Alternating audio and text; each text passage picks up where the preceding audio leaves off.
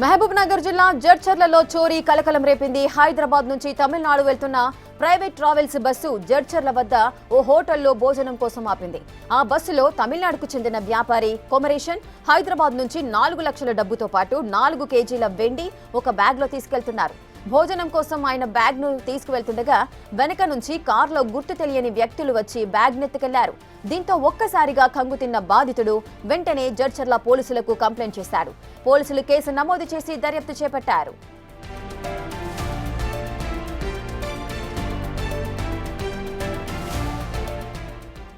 ఇసుక సినీ ఫక్కీలో ఒక దొంగతనం జరిగింది. మహబూబ్ నగర్ జిల్లాలో జడ్చర్లలో ఈ చోరీ అయితే జరిగింది. పూర్తి డీటెయిల్స్ మా ప్రతినిధి అందిస్తారు. ఇసుక హైదరాబాద్ నుంచి తమిళనాడుకు వెళ్తున్న ప్రైవేట్ ట్రావెల్స్ బస్సు జడ్చర్ల వద్ద అయితే ఓ హోటల్లో భోజనం కోసం ఆగాడు ఆ ప్రయాణికుడు. సో ఆయన వెళ్తుండగా వెనక నుంచి బైక్ పైన వచ్చిన ఒక వ్యక్తి ఆ బ్యాగ్ నైతే లాక్కెళ్లారు. దీనికి సంబంధించిన డీటెయిల్స్ మా ప్రతినిధి శంకర్ అందిస్తారు. శంకర్, ఇప్పటికే మహబూబ్ నగర్ జిల్లా జడ్చల్రా ప్రాంతంలో భారీ దొంగతనం జరిగినటువంటి ఘటన చోటు చేసుకుంది. ముఖ్యంగా హైదరాబాద్ నుంచి బెంగళూరు వరకు కూడా పెద్ద ఎత్తున అర్ధరాత్రి వేళలో ప్రైవేట్ ట్రావెల్స్ బస్సు ప్రయాణం చేస్తుంటున్నాయి.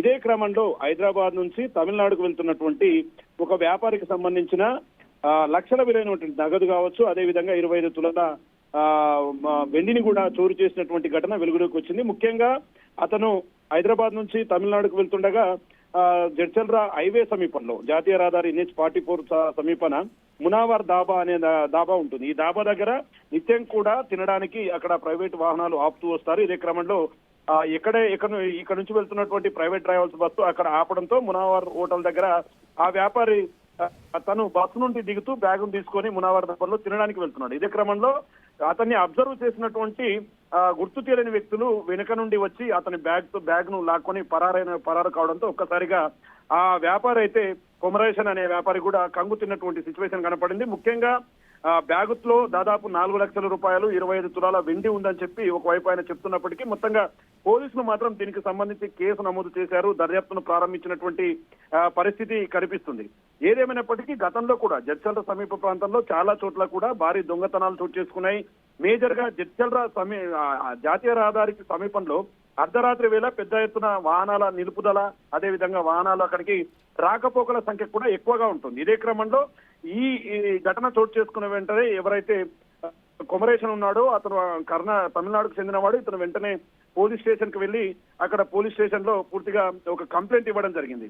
అంటే 4 కేజీల వెండి నగలు బ్యాగులు తీసుకొని వెళ్తున్నట్టుగా ఆయన చెప్తున్నాడు. మొత్తంగా దీనిపైన పోలీసులు అయితే కేసు నమోదు చేసి దర్యాప్తు ప్రారంభించాడు. ఓవరాల్ గా దీన్ని తెలుసుకున్నటువంటి డిఎస్పీ వెంకటేశ్వర సైతం కూడా జడ్చల్ర పోలీస్ స్టేషన్ కి రావడం అక్కడ ఈ చోరీకి సంబంధించి మొత్తంగా గతంలో చాలా శంకర్ అయితే ఆ బ్యాగ్ లో వెండి అదే విధంగా నగదు కూడా ఉన్నాయి. అంటే ఆ వ్యక్తిని మొదటి నుంచి కూడా ఎవరైతే దొంగ ఉన్నారో ఆయన ఫాలో అవుతూ వస్తున్నారు అనుకోవచ్చా, లేదా ఆగంతుకులు ఎవరైనా అయి ఉండొచ్చా? అసలు ప్రయాణికుడు ఎవరి మీదైనా సందేహాలు వ్యక్తం చేస్తున్నారా? దీనికి సంబంధించిన అప్డేట్స్ ఏమైనా ఉన్నాయా? యాక్చువల్ గా తమిళనాడుకు చెందిన ఈ కొమరేషన్ వెండి వ్యాపారం, బంగారం వ్యాపారం ఇదంతా చేస్తున్నాడు. ఆయన నిత్యం కూడా ఇక్కడి నుంచి అంటే తమిళనాడు నుంచి హైదరాబాద్ కు తనకు వ్యాపార నిమిత్తం వెళ్లి వస్తుండేవాడు.